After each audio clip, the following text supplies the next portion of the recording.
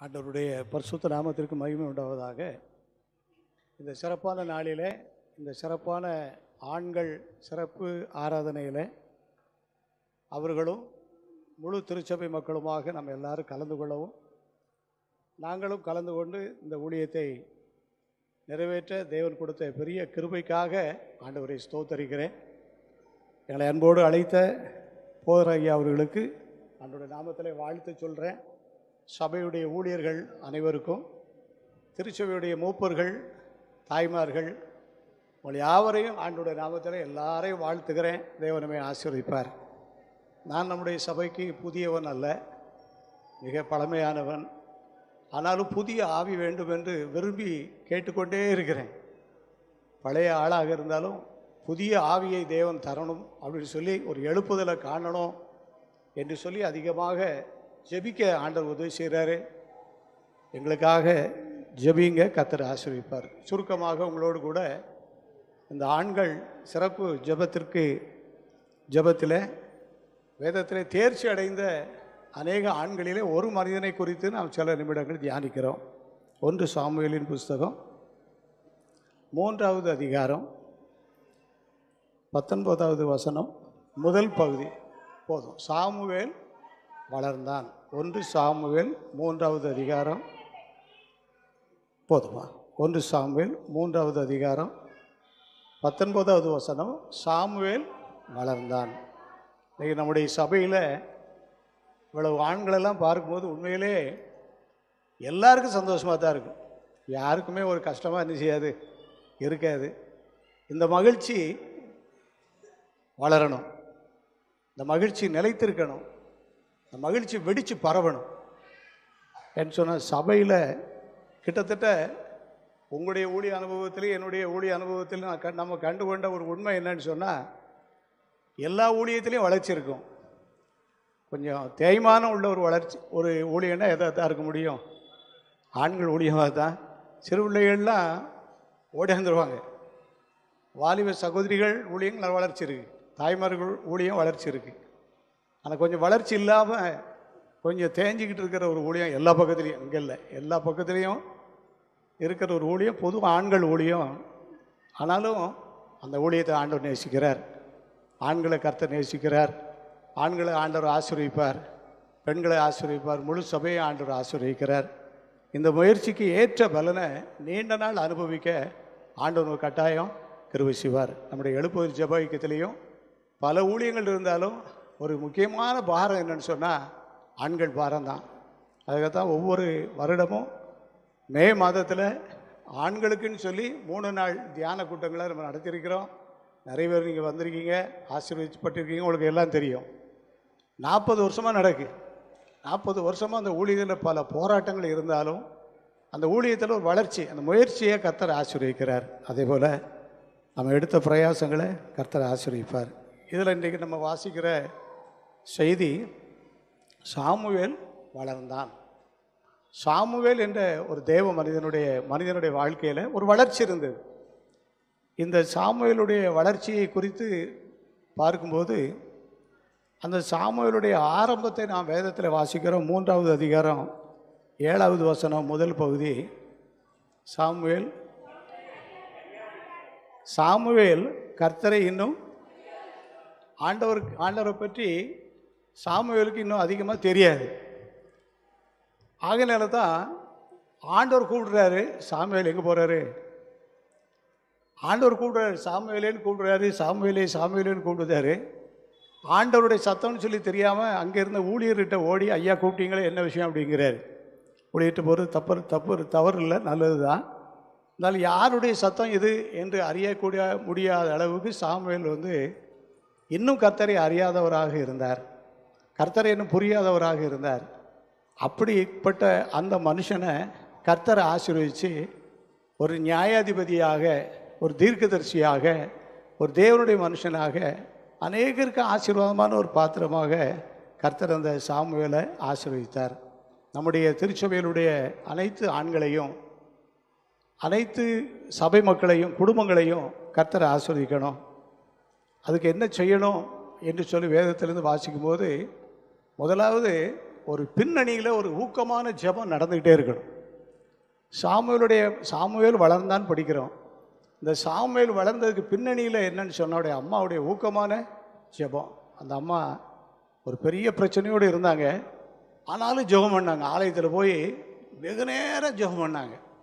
இன்றைக்கு திருச்சபையில் குடும்பங்களில் வெகு நேரம் ஜெபிக்கிற மக்களாக நம்ம எல்லாரும் என்ன செய்யணும்? மாறணும். என்ன ஜெபம் பண்ணிட்டோம், சோர்வாக இருக்குது, என்ன ஜெபம் பண்ணிட்டோம், பதில் இல்லை.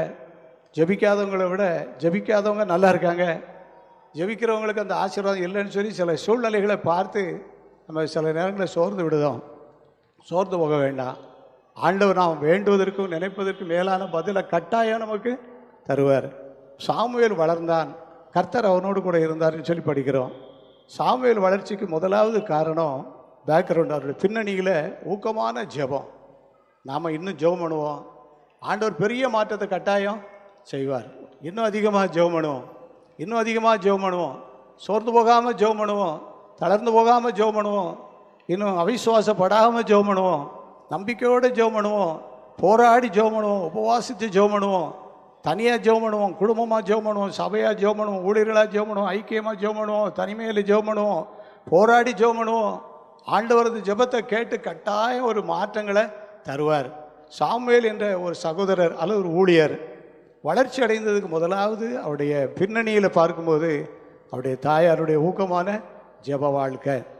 ஆகையினால நம்ம முதலாவது செய்ய வேண்டிய ஒரு காரியம் உடனே ஜெபிக்க ஆரம்பிச்சிடணும். வேதத்தில் வாசித்து பார்க்கும்போது 1 தீமோத்தேயின் புஸ்தகத்தில் 2வது அதிகாரத்தை எடுத்து வாசித்து பார்க்கும்போது ஆண்களுக்கு ஒரு வேலை கொடுக்கப்பட்டிருக்கு. 1 தீமோத்தேயின் புஸ்தகத்தில் 2வது அதிகாரம் 8வது வசனம்,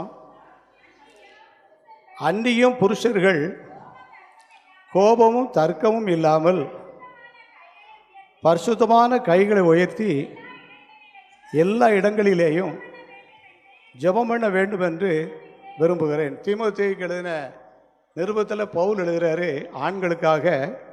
ஆண்கள் மட்டும் வாசிப்போமா? 1 தீமோத்தேயு 2வது அதிகாரம் 8வது வசனம்.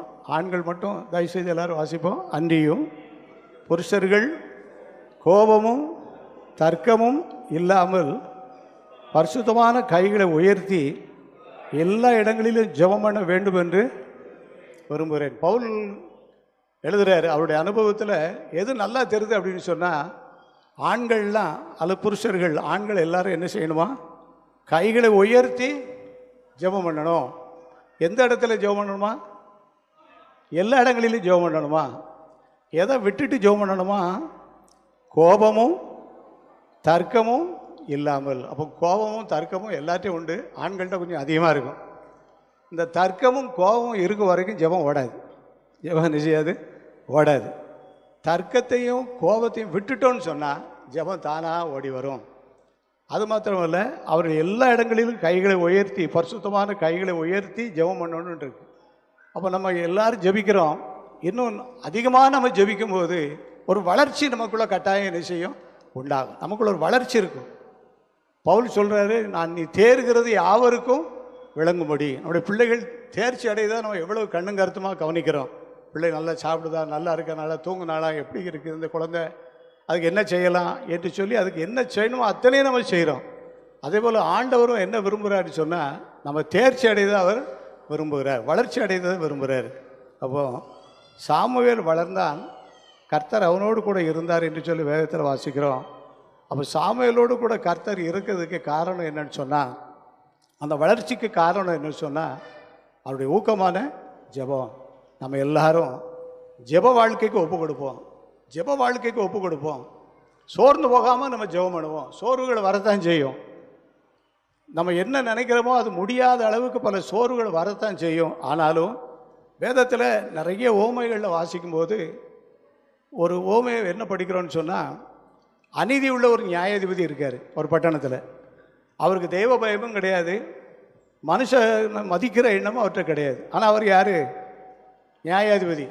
இவர் வாயிலிருந்து என்ன வரணும்? நியாயம் வரணும். வருமா? வராது. ஏன் வராதுன்னு சொன்னால், அவர்கிட்ட என்னது இல்லை? தெய்வ பயமும் இல்லை, மனுஷரை மதிக்கிற எண்ணமும் இல்லை. ஆனால் அந்த பட்டணத்தில் ஒரு அம்மா இருக்காங்க. அந்த அம்மாவுக்கு சில பிரச்சனைகள். அந்த பிரச்சனையை கொண்டு அந்த நியாயாதிபதியில் அந்த அம்மா சொல்லிகிட்டே வராங்க. அவருக்கு ரொம்ப நாள் வரைக்கும் என்ன இல்லை, மனசு இல்லை. ஆனால் ஒரு நாள் அவருடைய மனசு மாறுது. என்ன எப்படி மாறுதுன்னு சொன்னால், ஆண்டவர் பயமும் நமக்கு கிடையாது, மனுஷரை மதிக்கிற எண்ணமும் நமக்கு கிடையாது. ஆனால் அந்த அம்மா என்னை மதித்து தான் பிரச்சனையை சொல்கிறது படியினால சீக்கிரமாக அவருக்கு நியாயம் செய்யணும்னு சொல்லி அவங்க நியாயம் செய்தாங்க. அநீதி உள்ள அந்த நியாயாதிபதி சொன்னதை சிந்தித்து பார்த்து நீங்கள் சோர்ந்து போகாமல் ஜெபம் பண்ணுங்க அப்படின்னு சொல்கிறாரு. ஆகினார் ஒரு மனிதனுடைய வாழ்க்கையில் வளர்ச்சி ஆண்கள் மட்டுமல்ல, சகோதரர்கள் சகோதரிகள் மட்டுமல்ல, சபை மட்டுமல்ல, எங்களை போன்ற ஊழியர்கள் மட்டுமல்ல, எல்லாருக்குள்ளேயும் ஒரு வளர்ச்சி உண்டாகுன்னு சொன்னால் முதலாவது பின்னணியில் என்ன வேண்டி இருக்குது? ஊக்கமான ஜெபம் வேணும். நல்லா போராடி ஜெபிக்கணும், நல்லா போராடி ஜெபிக்கணும். நம்ம ஜெபத்தை ஆண்டவர் கேட்பாரா அப்படின்னு நினைக்க வேண்டாம், கட்டாயம் கேட்பார். ஒரு 40 வருஷத்துக்கு முன்னால் ஆண்டுக்குள்ளே வந்த புதுசில் ஒரு இடத்துக்கு ஜெபத்துக்காக போயிருந்தோம், ஒரு ஐக்கிய ஜெபத்துக்கு போயிருந்தோம். அந்த ஜெபத்தில் நல்ல ஜெபத்தை நடத்தினவங்க நல்ல அழகாக பாட்டு பாடினாங்க, நல்ல செய்தி கொடுத்தாங்க, சாட்சி சொன்னாங்க. ஜெப நேரம் வந்துச்சு. ஜெப நேரம் வரும்போது என்ன நடந்துச்சுன்னு சொன்னால், ஒரு வித்தியாசமான ஒரு சூழ்நிலை. என்ன வித்தியாசமான சூழ்நிலைன்னு சொன்னால், அது கீழே மணல் போட்டுருந்துச்சு, டென்ட்டு கூரை ஷெட்டு. அது முடிஞ்ச ஜெபம் ஆரம்பிச்சுட்டு போன உடனே எல்லோரும் பைபிளெல்லாம் கொண்டு இந்த ஓரங்களில் கொண்டு வச்சுட்டாங்க. அப்புறம் இதை பார்த்து பைபிளையும் ஓரத்தில் எல்லோரும் கொண்டு வைக்கிறாங்கன்னு சொல்லி கொஞ்சம் பார்த்துட்டே இருந்தேன். ஒரு திடீர்னு ஆண்கள் மட்டும் ஜெபம் பண்ணிகிட்டு இருக்காங்க. லைட்டெல்லாம் ஆஃப் பண்ணிட்டாங்க, தெரு லைட்டு மட்டும்தான் கொஞ்சம் வெளிச்சம் இருந்துகிட்ருக்கு. இது ஏன் செய்கிறாங்கன்னு யோசித்தேன். பிறகு ஜெபம் பண்ண ஆரம்பித்தாங்க. அந்த ஜெபம் பண்ணும்போது கீழே நடக்க மணலை அவ்வளோ பேர் அள்ளாங்க கையில். இது ஆசீர்வாதம் பண்ணு, இது ஆசீர்வாதம் பண்ணு, இது ஆசீர்வாதம் பண்ணுனாங்க. எனக்கு எங்கேயோ வந்து வித்தியாசமான ஒரு இடத்துலேருந்து மாட்டிக்கிட்ட போல தெரியுது அப்படின்னு சொல்லி கொஞ்சம் ஓரமாக நின்றுக்கிட்டேன். ஒருத்தர் வந்தார், இந்த ஆசீர்வாதம் பண்ணு, நீ சுரண்டையை கொண்டு போ அப்படின்னு சொல்லி என் பாக்கெட்டில் போட்டுறாரு. போடுறதை வாங்கிக்கிடுவோம், இப்போ எதுவும் சொன்னால் வேறு மாதிரி எதுவும் செய்யக்கூடாது, பிரச்சனை ஆகிடக்கூடாதுன்னு சொல்லி எல்லோரும் வாங்குதாங்க. எல்லோரும் பையை காட்டி இதில் மண் வாங்குதாங்க. நீலகிரியிலேருந்து ஒருத்தர் வந்தார், அவர் அட்வான்ஸாக போய் இந்த ஆசீர்வாதம் பண்ண எங்கள் பாக்கெட்டில் போட்டுனா எங்கள் நீலகிரி கொண்டு போகிறேன்னாரு. அப்போ இது ஒரு மாதிரி முடிஞ்சிச்சு. இனி என்ன செய்ய போகிறாங்க அப்படின்னு சொல்லிட்டு யோசிச்சுட்டே இருக்கேன். அங்கேருந்து ஒரு 4-5 பேர் வந்தாங்க. இந்த டவல் இருக்குல்ல, துண்டு, அதை நல்லா முறுக்குனாங்க.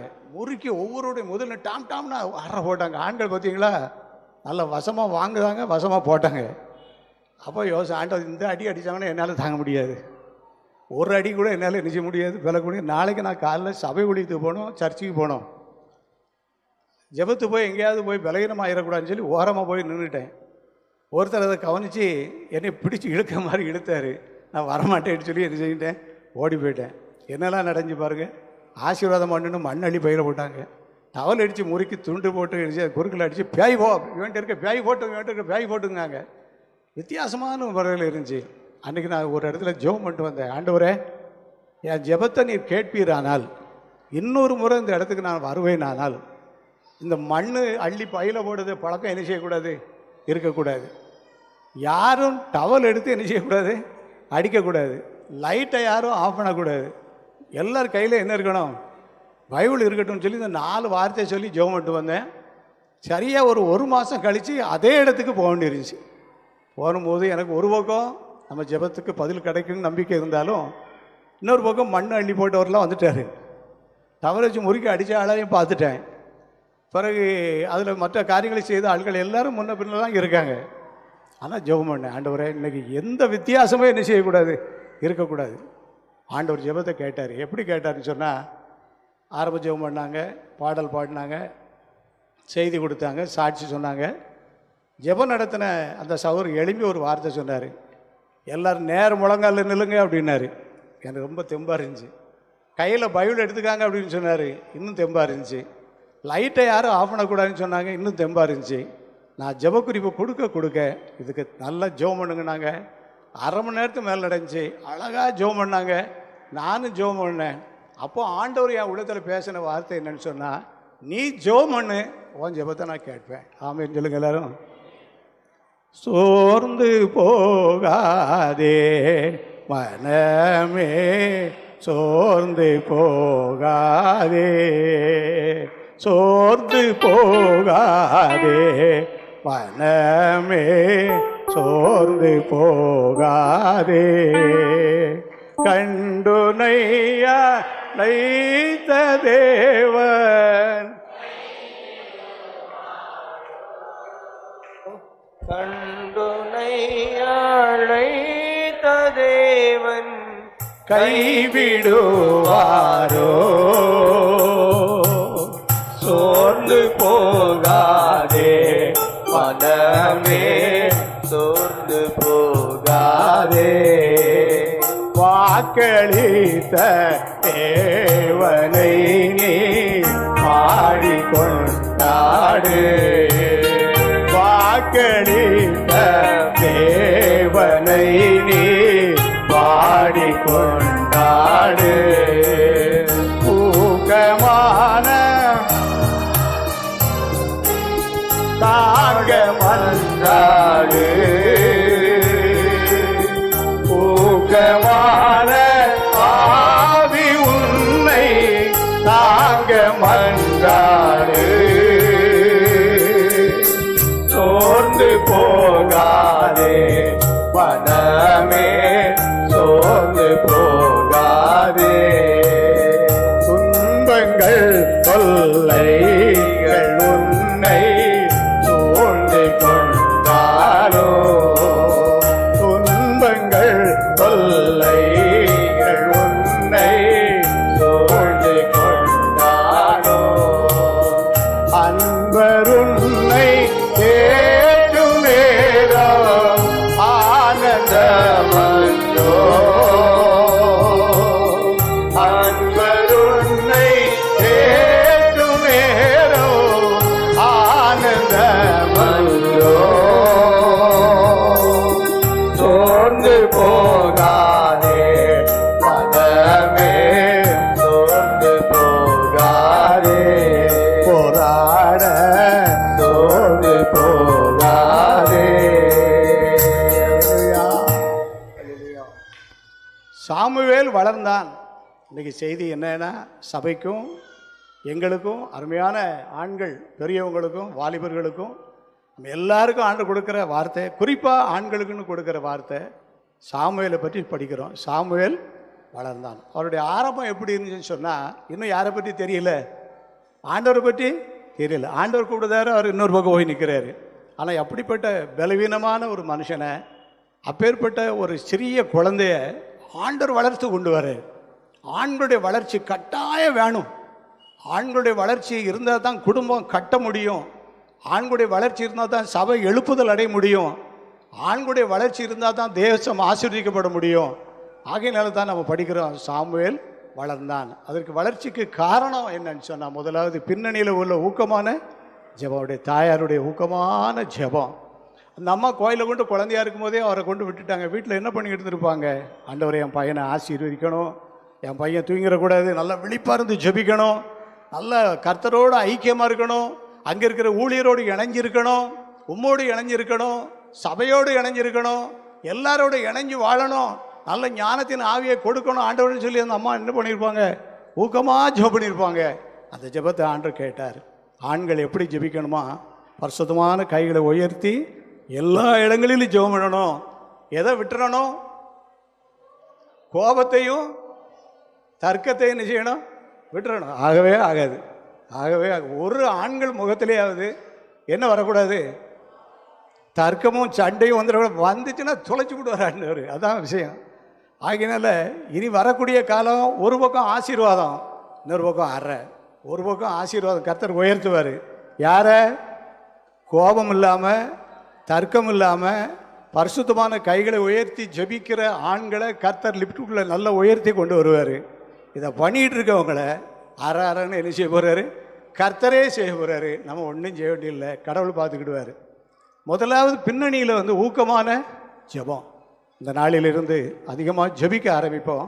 கர்த்தர் பெரிய காரியங்களை செய்வார். அன்றைக்கு அந்த சம்பவத்தை பார்த்த உடனே ஆண்டவர் என்ன கொடுத்த ஒரு தைரியம் என்னன்னு சொன்னால், உன் வாழ்க்கை முழுவதும் நீ ஜெபம் பண்ணிக்கிட்டே இரு. நீ யாரை நினச்சி ஜெபிக்கிறையோ, எந்த ஊழியருக்காக ஜெபிக்கிறாயோ, எந்த குடும்பத்துக்கு ஜெபிக்கிறையோ, என்ன பிரச்சனைக்கு ஜெபிக்கிறையோ, அது கட்டாயம் பதில் செய்யப்படும். அது நடந்துச்சா அப்படின்னு சொன்னால், இந்த சபையே சாட்சி, இந்த சபையுடைய அநேக ஆண்கள் சாட்சி, இந்த சபையுடைய அநேக தாய்மார்கள் சாட்சி. அநேகர் உங்களுடைய பிரச்சனைகளை ஃபோன் மூலமாக சொல்லுவீங்க, ஜெபம் பண்ணுவோம். நீங்களும் ஜெபம் பண்ணுவீங்க. இங்கேயும் ஜெபம் நடந்திருக்கோம். சில நாளைக்குள்ளே பார்த்தோன்னு சொன்னால் அதுக்குரிய பதில் கட்டாயம் என்ன செஞ்சுருக்கோம், கிடைச்சிருக்கும்.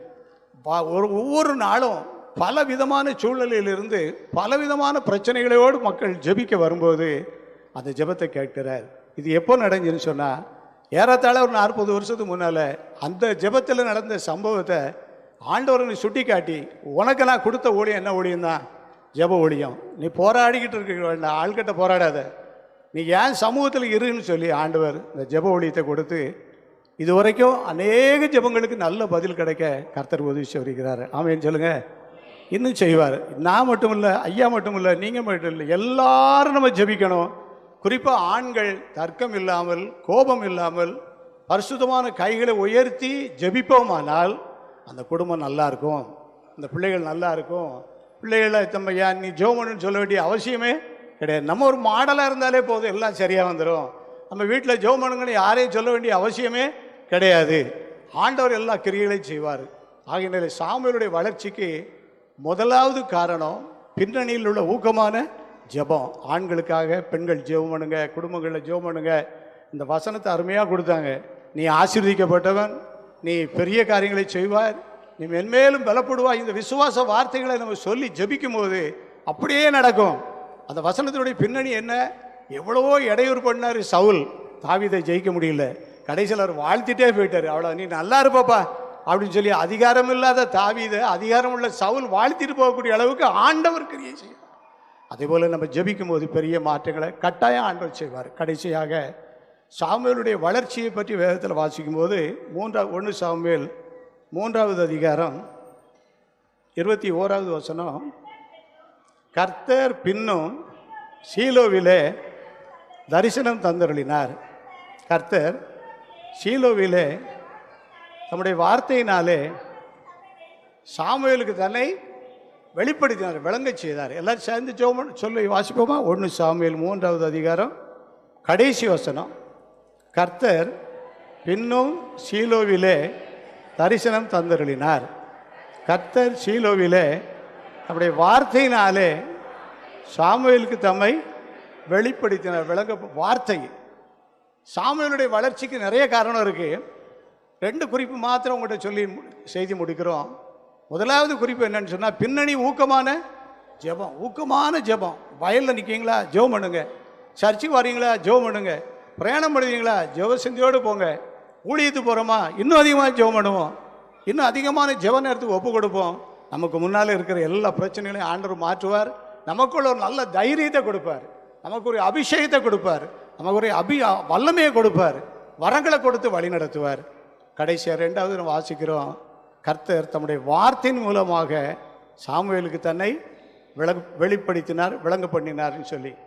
69வது வருஷம் 70வது வருஷம் ஏறத்தாழ 52 வருஷத்துக்கு முன்னால் உள்ளது நான் சொல்கிறேன்.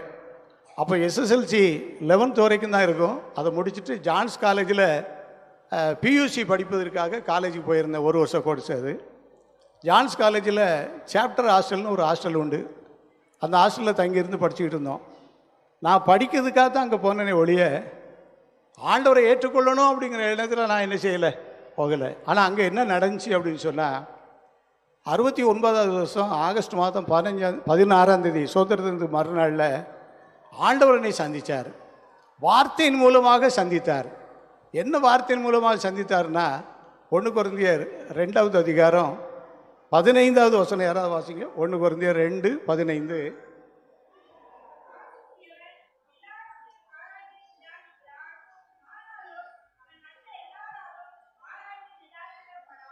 இதுதான் எனக்கு ஆண்டவர் பேசின முதலாவது வார்த்தை. எத்தனை வருஷத்துக்கு முன்னால்? இது 52 வருஷம் நடக்கு. 52 வருஷத்துக்கு முன்னால் 69வது வருஷம் நீங்கள் வீட்டில் கணக்கு போட்டு பார்த்துக்காங்க. 1969 ஆகஸ்ட் மாதம் 16ஆம் தேதி சுதந்திர தினத்துக்கு மறுநாளில் அந்த சாப்டர் ஹாஸ்டலில் அதில் ஒரு சேப்பல் உண்டு. சேப்பலில் போய் ஜெபம் பண்ண போயிருக்கோம். ஆண்டவர் பேசுகிறாரு. என்ன பேசுகிறாருன்னா 1 கொரிந்தியர் 2:15 மூலம் பேசுகிறாரு. நீ யாரு? நீ யாரு? நீ ஆவிக்குரியவன். இவ்வளோ நாள் நீ உலகத்துக்குரியவன். நீ படிக்கிறதுக்காக தான் அந்த காலேஜுக்கு வந்த. உனக்கு நான் படிப்பையும் தருவேன். உலக பிரகாரமாக உனக்கு என்னென்ன ஆசீர்வாதம் அவ்வளவு நான் தருவேன். நான் கொடுத்தது ஏதாவது உனக்கு குறைவு மாதிரி தெரிஞ்சா நீ கேட்டா அதையும் நான் உனக்கு தருவேன், போதாது இருந்தால் அதையும் உனக்கு நான் என்ன செய்வேன், தருவேன். ஆனால் நீ யாரு? நீ பரிசுத்தாவி பெற்றவன். ஆகையினால நீ உலக பிரகாரமான சிந்தனைகளெல்லாம் விட்டுறணும், உலக பிரகாரமான எண்ணங்களெல்லாம் விட்டுறணும். அப்படி போகணும், இப்படி இருக்கணும் அப்படின்னு சொல்லி.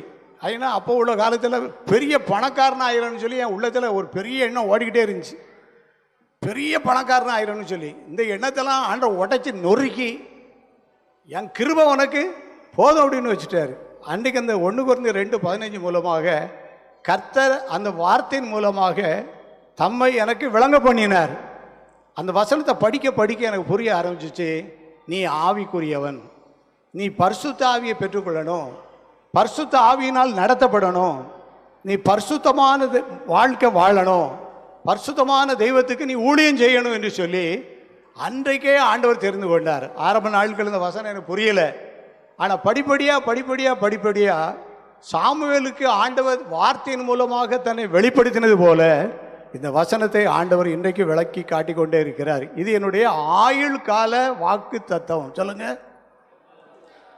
இதை வச்சே என் வாழ்க்கை 68 வருஷம் ஓடிக்கிட்டே இருக்கு. இன்னும் எனக்கு எவ்வளோ காலம் ஆண்டவர் வச்சிருக்கிறாரோ எதை வச்சு தான் ஓடும்? நான் சாப்பிட்டதுனாலேயோ அல்லது வேறு எனக்கு வசதி வாய்ப்பு வச்சுலாம் அதெல்லாம் பிறகு இந்த வசனத்தை வச்சு ஓடிக்கிட்டே இருக்கிற குறையும் ஓடுவேன். அந்த வசனம் என்ன சொல்லியிருக்கு? நீ ஆவிக்குரியவன், நீ எல்லாவற்றையும் ஆராய்ந்து நிதானிப்பாய், உனக்கு ஒரு நிதானத்தை நான் தருவேன். என்னதான் நடக்கு சபையில் உன்னால் நிதானிக்க முடியும்? வீடு எப்படி தான் ஓடிக்கிட்டு இருக்கு உன்னால் நிதானிக்க முடியும்? சபையில் யார் குழப்பத்தை உண்டாக்குதாங்க உன்னால் நிதானிக்க முடியும்? நீ யார் பேச்சையும் கேட்க வேண்டாம், ஆனால் உனக்கு ஒரு நிதானத்தை நான் தருவேன். உன் வீட்டில் ஏன் இப்படி ஒரு மாதிரி இருக்குது, அதுக்கு என்ன பிரச்சனை, அது யார் காரணம், உன்னால் நிதானிக்க முடியும். பிசாசை பற்றி உனக்கு நிதானித்து சொல்ல முடியும் என்று சொல்லி அநேகங்களை ஆண்டவர் உணர்த்திக்கிட்டே இருக்கிறார். ஆவிக்குரியவன் எல்லாவற்றையும் ஆராய்ந்து நிதானிப்பான். நீ நிதானித்து எதையும் பேசுகிறாத, மனசில் வச்சுக்கா, யார்ட்டையும் போய் சொல்லிவிடாத, சண்டைக்கு வந்துடுவாங்க. நீ மனசில் வச்சுக்கிட்டு எதை நிதானிக்கையோ அதை அப்படியே ஆல்டரில் போய் நீ என்ன செய், ஜெபம் பண்ணு, அந்த ஜெபத்துக்கு கட்டாயம் பலன் கிடைக்கும் அப்படின்னு சொன்னார். அந்த வசனத்தை நீங்கள் நல்லா வாசி பார்த்தீங்கன்னா, ஆவிக்குரியவன் எல்லாவற்றையும் ஆராய்ந்து நிதானிக்கிறான்னு போட்டு பின்னால் என்ன போட்டிருக்கு பாருங்க, ஆனாலும் மற்ற ஒருவனாலும் அவனை ஆராய்ந்து நிதானிக்க, நீ எல்லாரையும் ஆராய்ந்து நிதானிச்சிடலாம், ஆனால் ஒன்னே யாரும் ஆராய்ந்து நிற்க முடியாது. நீ ஒரு காற்று, அல்லேலூயா, நீ ஒரு காற்று, காற்றுடைய கிரியைகளை பார்க்க முடியும். காற்றை யாரும் என்ன செய்ய முடியாது, அது எங்கே வீசுது எப்படி போகுது யாருக்குமே தெரியாது. ஏன்னு சொன்ன உன்னை நான் ஒரு காற்றாக நடத்துவேன் அப்படிங்கிறாரு. இதுவரைக்கும் நடத்திக்கிட்டு இருக்கிறாரு. எத்தனையோ சத்ரு போராட்டம், எத்தனையோ மண்ணுடைய சூழ்ச்சிகள், எத்தனையோ விரோதங்கள், பல சூழ்நிலைகள் வந்தாலும் ஒன்றும் சேதப்படுத்தாதபடிக்கு ஆண்டவர் வழி நடத்திட்டு இருக்கிறார். காரணம் என்னன்னு சொன்னால் ஆண்டுடைய வசனம். நீ ஆவிக்குரியவன், நீ உலகத்துக்குரியவன் அல்ல, நீ பதவிகளுக்கு போட்டி போடுறவன் அல்ல, நீ உலக காரியங்களுக்காக ஓடுதவன் அல்ல, நீ தேவனுடைய ஆவியை பெற்றுக்கொள். இன்றைக்கு ஒவ்வொரு நாளும் அதிகாலையில் பல மணி நேரம் முழங்கால் போட்டு கைகளை உயர்த்தி வீட்டில் தனித்து உட்கார்ந்து ஜெபம் பண்ணிக்கிட்டு இருக்கிறேன். என்ன சொல்லி ஜெபிக்கிறேன்? ஆண்டவரே, எங்கே போனாலும் உம்முடைய ஆவியை ஜனங்களுக்கு ஊற்றும், நான் எங்கே வந்தாலும் உம்முடைய ஆவியோடு போக எனக்கு உதவி செய்யும், பரிசுத்த ஆவியானவர் ஏவரபடி செய்ய எனக்கு உதவி செய்யும், பரிசுத்த ஆவியார் நடத்துகிறபடி நடக்க எனக்கு பலன் தாரும். பலத்தினாலும் அல்ல, பராக்கிரமத்தினாலும் அல்ல, என்னுடைய தேவனுடைய ஆவியினாலேயே. ஆவியை வாங்கிக்க, ஆவியை பெற்றுக்கொள்ளுங்கள், வரத்தை பெற்றுக்கொள்ளுங்கள், கனிகளை பெற்றுக்கொள்ளுங்கள் சொல்லி ஆண்டவர்கிட்ட கேட்டுக்கிட்டு போராடிக்கிட்டு ஒரு ஆளை பார்த்தாலும் அந்த ஆளை ஒரு ஆவிக்குரிய ஆளாக மாறிக்கணும். ஆண்டவரை கைதட்டி ஆண்டவருக்கு நன்றி சொல்லுங்க. ஒரு நபரை பார்த்து பேசினாலும் அவங்ககிட்ட திருப்பி போய் பார்க்கும்போது அவங்களுடைய சிந்தனை எல்லாம் வேறுபட்டு இருக்கட்டும், அவருடைய எண்ணங்கள் எல்லாம் மாறி இருக்கட்டும், அவங்க வாழ்க்கையில் தலைகளான மாற்றங்கள் உண்டாகட்டும். ஆண்டவரே, காரணம் என்ன சந்திச்சீர்? அன்றைக்கு என்ன நீ தொடலைன்னா இன்றைக்கு நான் இதை பற்றி பேசக்கூடிய அவசியத்தில் எனக்கு என்ன செய்யாது கிடையாது. அன்றைக்கு நீ தொட்டீர் ஆண்டவரே, அன்றைக்கு நீ அபிஷேகம் பண்ணினீர் ஆண்டவரே. 52 வருஷங்கள் ஆனாலும் அந்த அபிஷேகம் இன்னும் வேணும்னு தான் கேட்டுக்கிட்டு இருக்கேனே. இந்த இடப்பட்ட காலத்தில் என்ன நடந்துச்சு அப்படின்னு சொன்னால், இந்த நதி போகும் இடமெல்லாம் ஆரோக்கியப்படுவதற்கு ஆண்டவர் கிருபை கொடுத்தார். அல்லேலூயா. எத்தனையோ ஊழியங்கள் மூலமாக ஏராளமான மக்கள் தேவனுடைய ஆவியை பெற்றுக்கொண்டு ஆசீர்வதிக்கப்பட்டிருப்பதை உணர முடியுது. அநேக இடங்களில் போகும்போது சொல்லுவாங்க, ஆனால் அம்மநாடு மீட்டிங்கில் நாங்கள் வந்திருந்தோம், சின்ன குழந்தையாக வந்திருந்தோம், இன்றைக்கி இதெல்லாம் என் குடும்பம், நாங்கள் எல்லோரும் கர்த்தருக்கு ஊழியம் செய்கிறோம்னு சொல்லுவாங்க. நான் இவ்வளோ படிச்சிருக்கிறேன், இந்த இடத்துல வேலை பார்க்குறேன், இவ்வளோ பிஸ்னஸ் பண்ணிகிட்டு இருக்கேன், இது என் குடும்பம், என் பிள்ளைகள், என் பேரன் பேத்திகள் என்று சொல்லி தரங்கம்பாடின்னு ஒரு இடம் இருக்குது நாகப்பட்டினம் பக்கத்தில். அங்கே தான் ட்ரெயின் ஸ்கூலுக்கு போனேன் படிக்கிறதுக்காக. அது கடற்கரை ஓரத்தில் ஜபிக்கும் போதெல்லாம் ஜபிச்சவங்க எல்லாருமேலேயும் தேவனுடைய ஆவியானவர் வந்து இறங்கினார். எல்லா ஆண்கள் தான். ஒரு முறை ஜெபம் பண்ணிகிட்டு இருக்கும்போது மிக தூரத்தில் ஒரு சின்ன ஒரு லைட்டு தெரிஞ்சிச்சு. அந்த லைட்டு தெரியுது அப்படின்னு சொல்லி கொஞ்சம் எழும்பி பார்த்துக்கிட்டே இருக்கும்போது அது பிரகாசமான மின்னல் வெளிச்சமாக மாறி நிறைய நாங்கள் ஒரு 50 பேர் மேலே கூடி ஜெபம் பண்ணிட்டு எங்களுக்கு நேரம் மேலே வந்து நின்றுச்சு. அப்போ ஒரு அடையாளம், ஆண்டவருடைய வல்லமை நமக்கு கிடைக்க போகுது, ஆண்டவருடைய சமூகம் நமக்கு முன்னால் போக போகுது, ஆண்டவர் நம்ம தெரிந்தெடுத்திருக்கிறாரு. இந்த ஊழியத்தை உற்சாகமாக செய்யணும், குறிப்பாக ஆண்கள் மத்தியில் செய்யணும். அது ஒரு கடினமான ஊழியம் போது தெரிஞ்சாலும் சோர்ந்து போகாமல் ஜெபம் பண்ணுவோம், ஆண்களை கூட்டி சேர்ப்போம். சில நேரங்களில் சொல்லுவாங்க, எதுக்கே அந்த ஆண்கள் இப்போ மூச்சை கொடுத்துட்டு அடைப்பீங்க. மூச்சு போனாலும் யாருக்காக போட்டோம் சொல்லுங்க எல்லாரும். ஏன்னா ஆண்கள் விலையேற பெற்றவங்க, அவங்களுடைய ஜெபம் விலையேற பெற்ற ஜெபம். குடும்பத்தை அவங்க கட்டணும், பிள்ளைகளை எழுப்பி கட்டணும். அவங்க சாட்சியா இல்லைன்னா குடும்பம் வீணா போயிடும், சின்ன பின்னமாகி போயிடும், கண்ணீர் கதனமாக மாறி போயிடும். அதெல்லாம் மாறாதபடி சரியாக எடுத்து நிறுத்தி சரியான சத்தியத்துக்குள்ள வழி நடத்தணும்னு சொன்னால் யார் எழும்பணும்?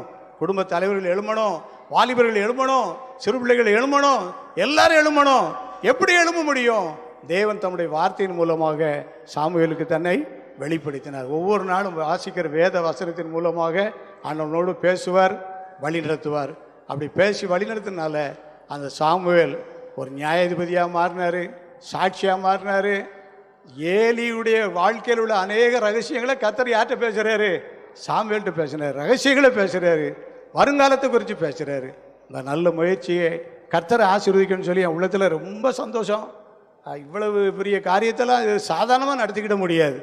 ஏன்னு சொன்னால் ஆண்கள் மேலே கர்த்தர் வச்சிருக்கிற ஒரு பெரிய கிருபை. இந்த முயற்சிக்கு நீண்ட நாள் பலன் கிடைக்கணும். இன்றைக்கு இங்கே இருக்கிற தூதர்கள் போல் இருக்கிற ஆண்கள் எல்லாரும் ஆண்டவருக்கு சாட்சியாக இருக்கணும். சாமுவேல் வளர்ந்த போல் உங்களுடைய விசுவாசம் வளரணும், உங்களுடைய ஜெப வாழ்க்கை வளரணும், வேத தியானம் வளரணும். சாமுவேலை பயன்படுத்தின ஆண்டவர் உங்களையும் பயன்படுத்தி வழி நடத்துவார். அப்படிப்பட்ட நல்ல கிருபை ஆண்டு தரும்படி நாம் ஜெபிப்போம். ஆண்டவர் ஆசீர்வதிப்பார். அல்லேலூயா, ஸ்தோத்திரம். ஆமென். என் ஜெபத்தை கேட்கிறார், எனக்கு அருள்கிறார், என்னை வைத்து பாதுகாக்கிறார். என் ஜெபத்தை கேட்கிறார், எனக்கு அருள்கிறார், கண்மலை மேல் என்னை வைத்து பாதுகாக்கிறார். அலைகள் என் மேல் புரண்டாலும் மாட்டேன், அலைகள் என் மேல் புரண்டாலும்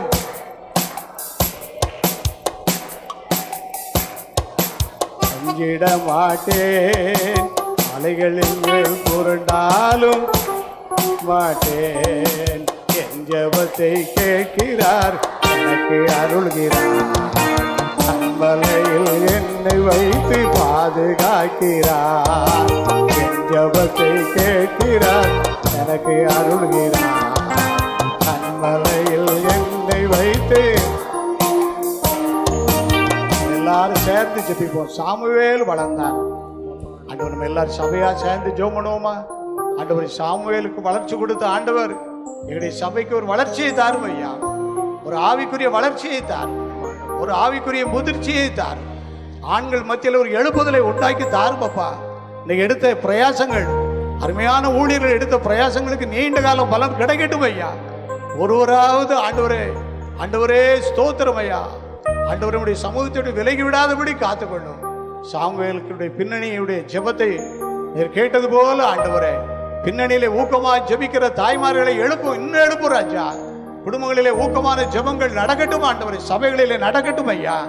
சாமுவேலுக்கு வசனத்தின் மூலமாக தன்னை வெளிப்படுத்தின ஆண்டவர் வசனத்தின் மூலமாக, தரிசனங்களின் மூலமாக, சொப்பனங்களின் மூலமாக, காட்சிகளின் மூலமாக உம்மை விளங்க பண்ண வேண்டும் என்று நாங்கள் ஜெபிக்கிறோம் அப்பா. ஸ்தோத்திரம் ஐயா. ஆண்கள் பரிசுத்தமான கைகளை உயர்த்தி எல்லா இடங்களிலும் ஜெபிக்க இந்த நாளில் இருந்து ஒரு புதிய இருதயத்தை, புதிய ஆவியை, புதிய அபிஷேகத்தை, புதிய வல்லமையை, புதிய வரங்களை, புதிய கிருபைகளை கட்டளையிடும்படியாக நாங்கள் ஜெபிக்கிறோம் அப்பா. பழையவைகள் எல்லாம் ஒளிந்து போயிட்டும் ஆண்டவரே, எல்லாம் புதிதாகட்டும். நீர் செய்து உம்முடைய நாமத்தை மகிமைப்படுத்தும் என்று சொல்லி ஜெபிக்கிறோம். இயேசுவின் மூலம் ஜெபம் கேளும் நல்ல பிதாவே, ஆமென்.